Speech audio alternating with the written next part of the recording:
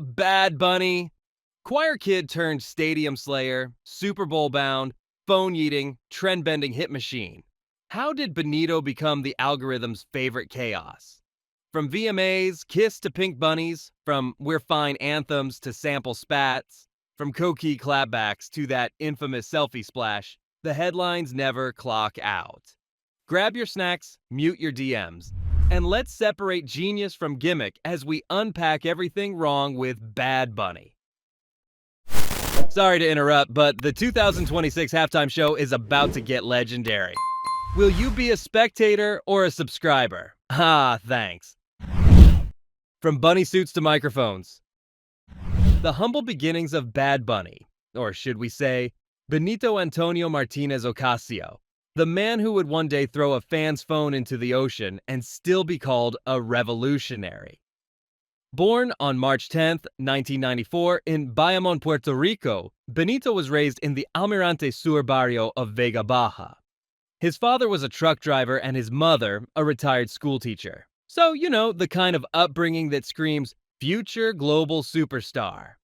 As a child, Benito attended church weekly with his devoutly Roman Catholic mother and sang in the church choir until age 13. Because nothing says, I'm going to revolutionize reggaeton like harmonizing in a choir, right? But it wasn't all hymns and holy water. Benito's early exposure to music came from his parents, who often listened to genres like salsa, merengue, and pop ballads. So, while other kids were jamming to boy bands, Benito was grooving to Marc Anthony and Victor Manuel. Talk about setting the stage for a Latin music icon. And then there's the origin of his stage name, Bad Bunny. Apparently, as a child, Benito was forced to dress up as a bunny for a school play, and in true rebellious fashion, he threw a tantrum, resulting in a picture of him in the costume with a grumpy face. Because if you're going to be a global sensation, you might as well start by being the Grumpy Bunny. The 2026 Super Bowl. The Super Bowl, the most sacred of American events where patriotism, buffalo dip, and overpriced commercials collide. So when the NFL announced Bad Bunny would headline the 2026 halftime show, the collective outrage was instant. MAGA Twitter had a meltdown so intense you could fry plantains on it. He's singing in Spanish, they screamed, as if hearing a different language might summon the ghost of multiculturalism. The irony? These are the same folks who scream about free speech until someone actually uses it in a tongue they don't understand. Bad Bunny, meanwhile, probably just shrugged and said, "Cool, another bag." The NFL thought it was making a progressive, global move. But let's be honest, it's also a financial one. They know every Latin American household is about to tune in. And while some claim the show would ruin American culture, that argument makes about as much sense as saying guacamole is a threat to national security. Also, let's remember, Bad Bunny is Puerto Rican. From that U.S. territory politicians conveniently forget until election season or natural disasters? Yeah, that one. The backlash isn't about football or even music. It's about people realizing that America's favorite game now belongs to everyone. So grab your chips because the Culture War halftime show is about to begin. ICE, but make it ironic. So let's talk about the plot twist that even Netflix couldn't write. Bad Bunny, the man who once skipped U.S. tour dates because of concerns about ICE raids, is now performing at the Super Bowl, the most televised event in America. The irony is so thick you could spread it on toast. Fans and critics immediately called him out. So ICE was too scary, but performing for the NFL, the place where patriotism goes to do push-ups, is fine now. To be fair, Bad Bunny's stance against immigrant mistreatment was totally valid. He'd spoken out about ICE harassment, family separations, and the treatment of Puerto Ricans as second-class citizens. But apparently, when the NFL called with a check that has more zeros than a calculus exam, morality became flexible. Some defended him, saying this was a symbolic reclaiming of the stage. Sure, and Pepsi sponsors halftime shows because they care about artistic empowerment. Others pointed out that maybe he just realized it's easier to make a statement from the biggest stage in the world. Maybe he'll perform El Apagón while ICE agents cry into their Bud Lights. Or maybe he'll just collect the check and vanish back to Dorado Beach. Either way, the contradiction is real. The man went from no US dates to hello, America's most watched event. Call it activism, call it capitalism.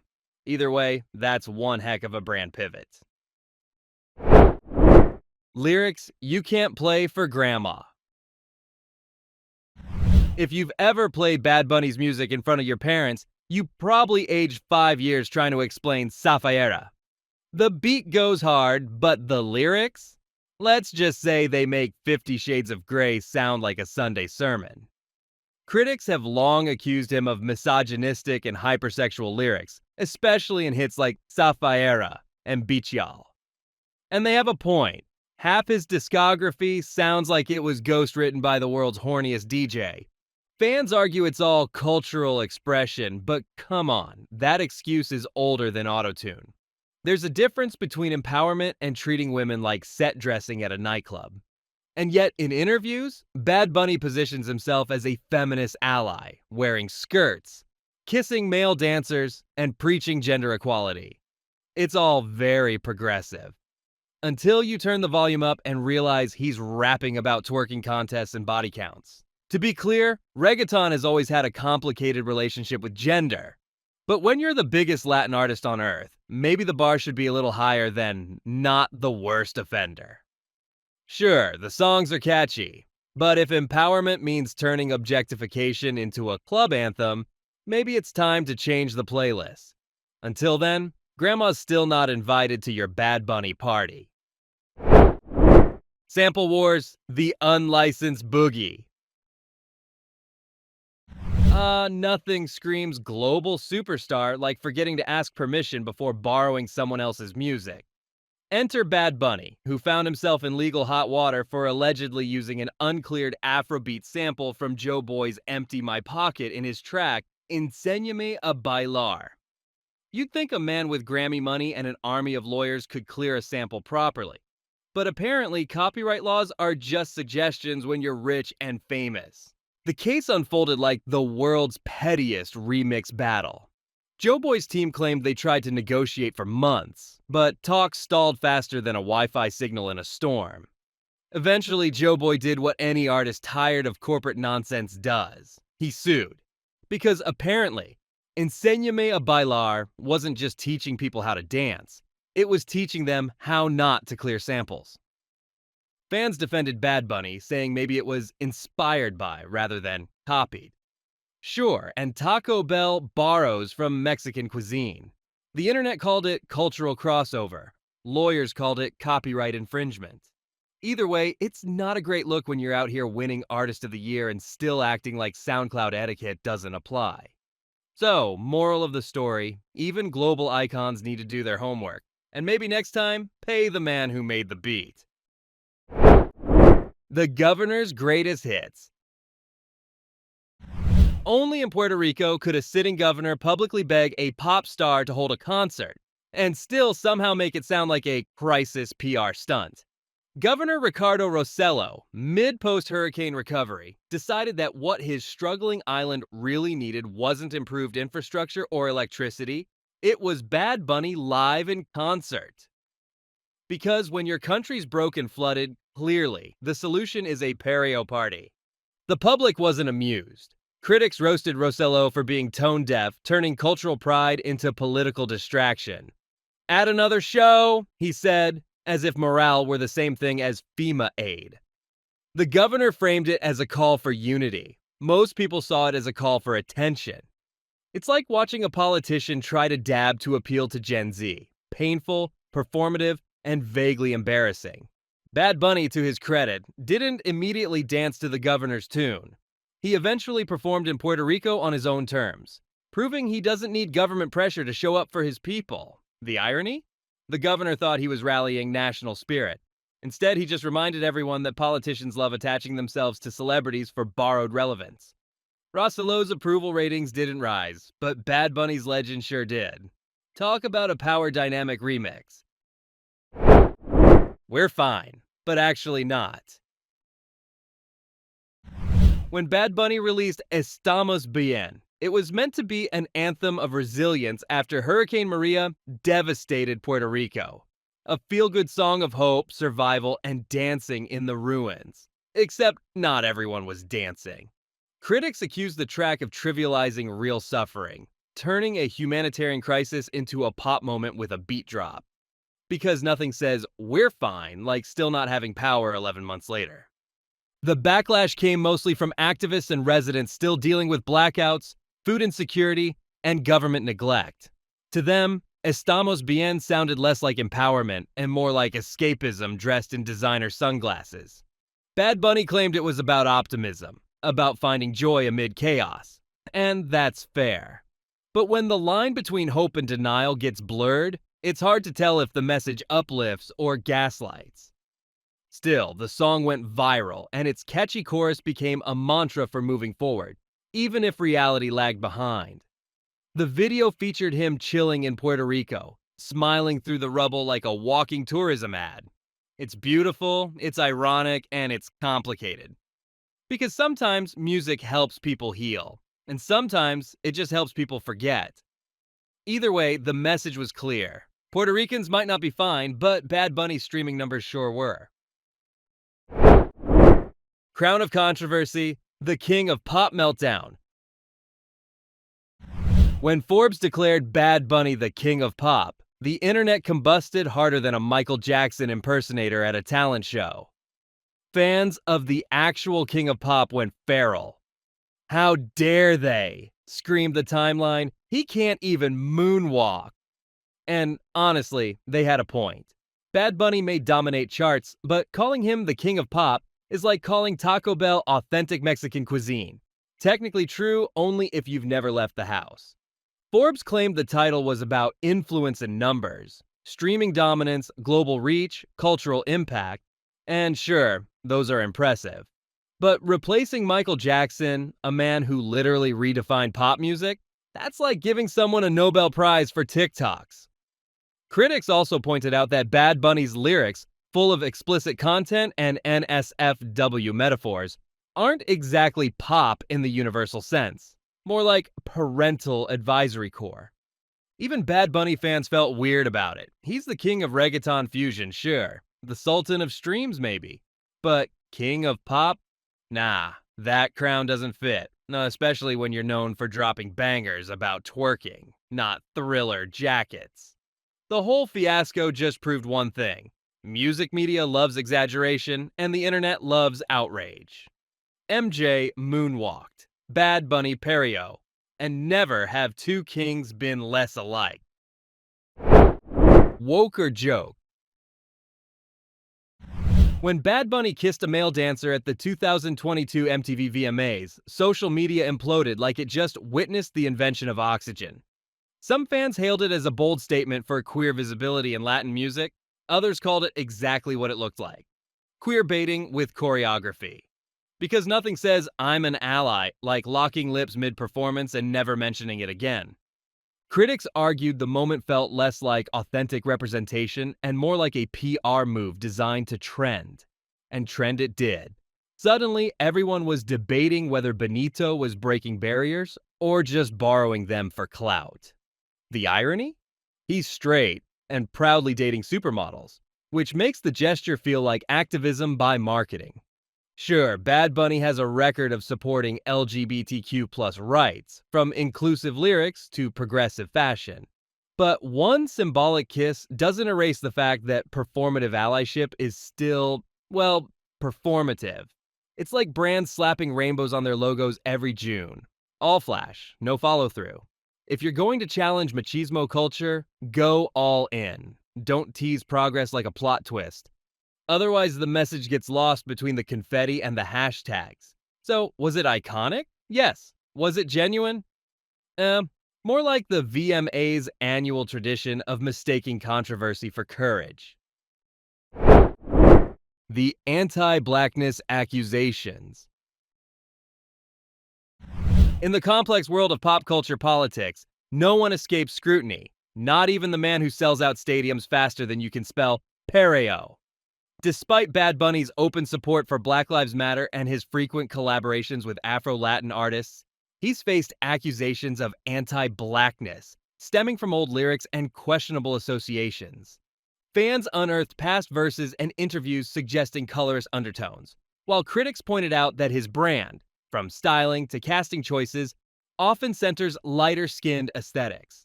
The contradiction is glaring. An artist who preaches inclusivity, yet occasionally dips into the very biases he claims to challenge. It's like preaching about veganism while holding a cheeseburger. Defenders insist he's being misinterpreted, citing his advocacy for equality and social justice. Fair, but accountability doesn't vanish because your heart's in the right place. If you're going to be Latin music's progressive poster child, people expect consistency. The conversation around colorism in reggaeton isn't new. It's been simmering since the genre's rise. Bad Bunny just happens to be the lightning rod now. So, while he's breaking records, he's also reminding everyone that activism isn't just about tweets and t-shirts. It's about how your art reflects your message. And sometimes, even the most self-aware superstar needs to check if his mirror's got a filter on.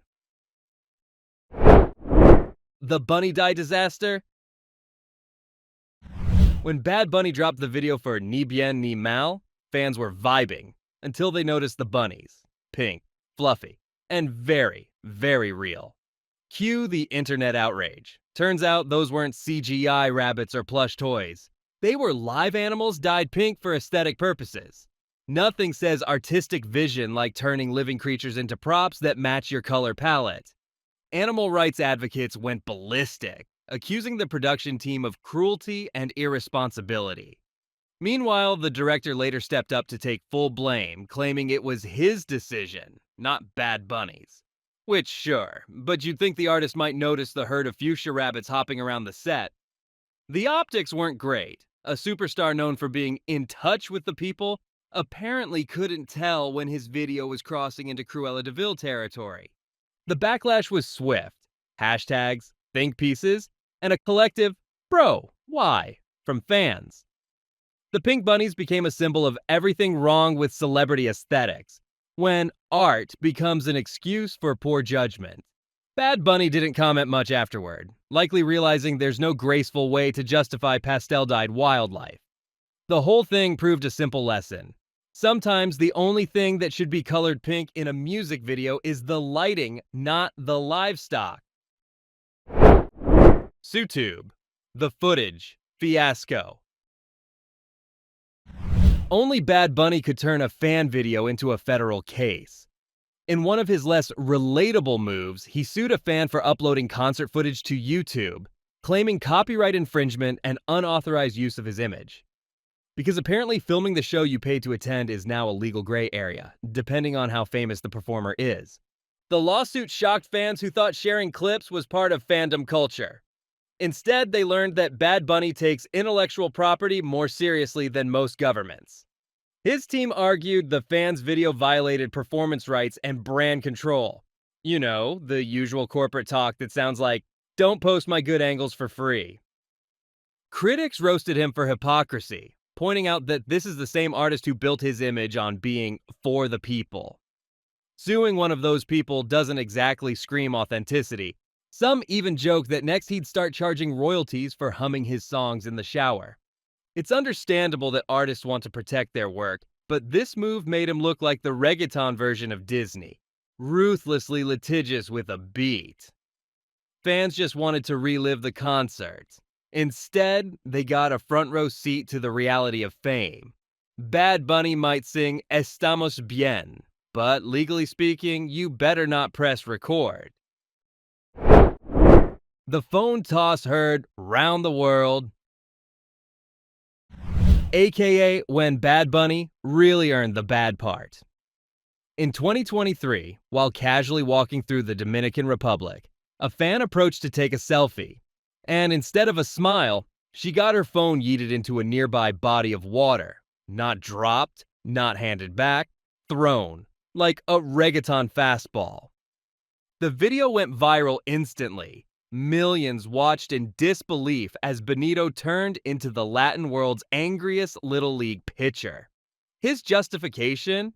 If you come up disrespectfully, I'll react the same. Right. Because nothing says humble global superstar like committing aquatic phone homicide. Even worse, he later referenced it in his lyrics, turning what could have been an apology into a humble brag. He basically said, "Yeah, I did it," and it charted. Some defended him, arguing celebrities deserve personal space. Fair. But tossing someone's property like it's part of a halftime show isn't exactly the enlightened response. It's giving zero chill, full ego. Meanwhile, Apple support was probably watching like, please don't do this again. The incident revealed what everyone secretly suspects. Fame changes people. You start by throwing concerts and end by throwing iPhones. But hey, at least the fan got something valuable: viral fame and a life lesson. If you see Bad Bunny in public, maybe leave the selfie mode off, unless your insurance covers saltwater damage. Frogs, tourists, and fury. Only Bad Bunny could post about frogs and somehow start a national debate. When he shared a cryptic post defending Puerto Rico's native coquí frogs after reports of tourists killing them out of annoyance, chaos ensued. His tone, half eco-warrior, half cryptic philosopher with a dash of "don't mess with my island." Fans praised him for standing up for Puerto Rican culture, while critics accused him of overreacting, calling it frog activism gone feral. "They're just frogs," outsiders said. Yeah, and the Statue of Liberty is just a big lamp, Karen. The coquí is sacred in Puerto Rico. It's on t-shirts, murals, and lullabies. So when tourists show up acting like the island's a resort instead of a home, it hits a nerve. Still, Bad Bunny's post wasn't exactly a measured TED Talk. It read more like the world's angriest horoscope. Some thought he was calling for violence. Others thought he'd finally lost it over amphibians. Either way, the drama proved one thing. When you're that famous, even posting about frogs turns political. So yes, maybe he overreacted, but also maybe stop being a tourist menace who treats Puerto Rico like a theme park. Respect the frogs. Respect the island. And remember, the coquí sings every night. But now apparently, so does the outrage. Home sweet lawsuit. Imagine you're 84, living peacefully in Puerto Rico, and one day you find out your house, your actual home, is featured in a Bad Bunny video and concert staging. No call, no contract, no compensation. Just Benito's production team deciding your property has aesthetic value. Congratulations! You've been location scouted by force. That's exactly what happened when a Puerto Rican homeowner sued Bad Bunny, claiming his home's likeness was used without permission in visual productions. The man said his house was replicated on stage and even used in promotional material. Basically, Benito built a copy of his front porch and made it famous. The lawsuit demanded damages for exploitation and emotional distress, which, let's be honest, is totally fair. Imagine your neighbors texting you, "Hey, isn't that your house in that global tour?" Bad Bunny's team argued creative liberty, because when you're rich, everything is inspiration. But the optics? Rough. The man of the people accidentally using someone's home for capitalist spectacle is peak celebrity irony. It's giving, we're all equal, except my lawyers say otherwise. In the end, whether it's settled or not, the message is clear. Never underestimate an 84-year-old with a lawyer and a grudge. Because in Puerto Rico, even your grandma's house might end up in a Bad Bunny set list. The Diddy clip that aged like milk. Just when Bad Bunny thought he'd escaped his past controversies, an old video resurfaced showing him hanging out with none other than P. Diddy. Yes, that Diddy. Currently starring in every tabloid for allegations of abuse and misconduct. Suddenly, Benito's casual industry networking aged worse than week-old sushi. The clip showed the two laughing, vibing, and generally being rich, which back then seemed harmless. But once Diddy's scandals exploded, the internet rebranded it. Bad Bunny exposed. Because apparently, being in the same room as someone in 2019 now means you condone everything they've ever done. Still, it's not a great look. Bad Bunny's always positioned himself as a conscious, values-driven artist. And yet, here he was, bro hugging a man now under investigation. Cue the think pieces, the side eyes, and the TikToks dissecting every frame of the video like it held state secrets. The truth?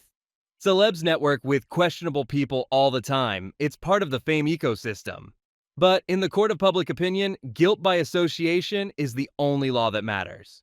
So now, every time Diddy trends for something awful, guess whose name gets dragged into the thread for free? That's right, the man who just wanted to dance. Maybe next time, Benito, stick to solo shots. The voice that divides the internet.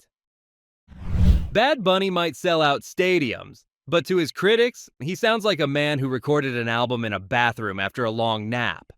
His voice, delivery, and minimalist style have been called everything from lazy mumbling to artistic genius, depending on how many drinks you've had. His detractors love to point out the monotone drawl, the auto-tune dependency, and lyrics that sometimes feel like someone accidentally published their notes app. Yet somehow, it works. He's top charts, broken Spotify records, and won Grammys, proving that either the music industry has evolved or everyone's just really into lo-fi apathy. Fans defend him fiercely, saying his chill flow is the point. Raw, unfiltered, uniquely Puerto Rican. But let's be honest, if anyone else mumbled half these verses, they'd be laughed off stage. Bad Bunny's charisma sells what his vocal cords sometimes can't. It's like Bob Dylan meets Trap, confusingly emotional and somehow still catchy. In the end, that's his superpower, making minimal effort sound maximalist. He's the guy who turned vocal indifference into cultural dominance. Hate it or love it, you're still streaming it. Because even if you call it lazy, he's still laughing all the way to the Grammys, in perfect monotone harmony. And there you have it. What do you think of Bad Bunny? Let me know down below. Thanks for watching, and see you in the next video.